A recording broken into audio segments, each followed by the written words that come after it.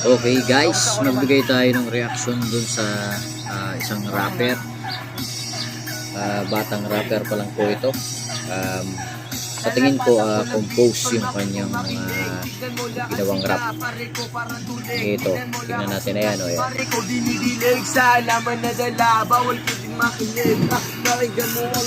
Wow, balik na. Tignan mo naman kasi kung panalo umontra. Panalo ka sa laging yung kasama kong kontra. Tignan mo pare ko, lahat sila nakaposta.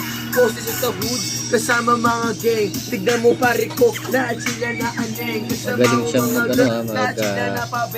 beat. Halos sumasabay yung mga beat, sumasabay. Halos sabay yung beat doon sa kanta. Magaling. Tanong ko sa pare, ba't mo na pang-anin? Nice. Mga mata. Makikita mo hindi ko halata. Dito po sa pandakan yan. Yung tropa ko di mo halata. Ito lang yan sa Labores. Kaya habang bata pa, supportahan natin yung batang ko. Lahat sila pare ko tutupi ko sa apat. Pwede. Sino makaharapan, harapan. Tignan mo pare ko kung paano ko to sila.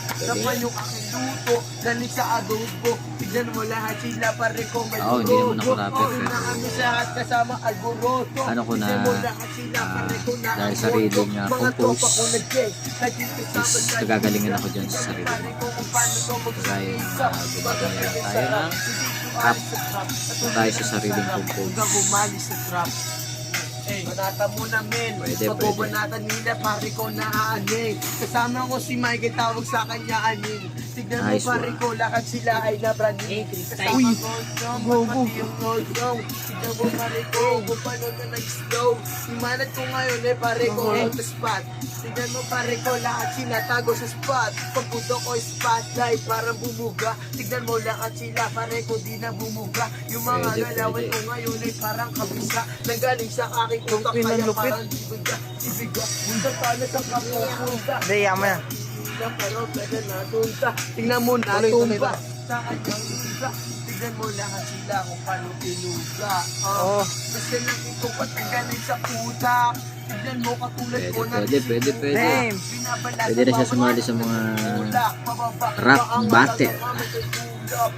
Pagtuunan pa niya yung kanyang mga ginagawang kanta. Kaya ganito lang guys. Maraming salamat. Comment na lang kung gusto niyo.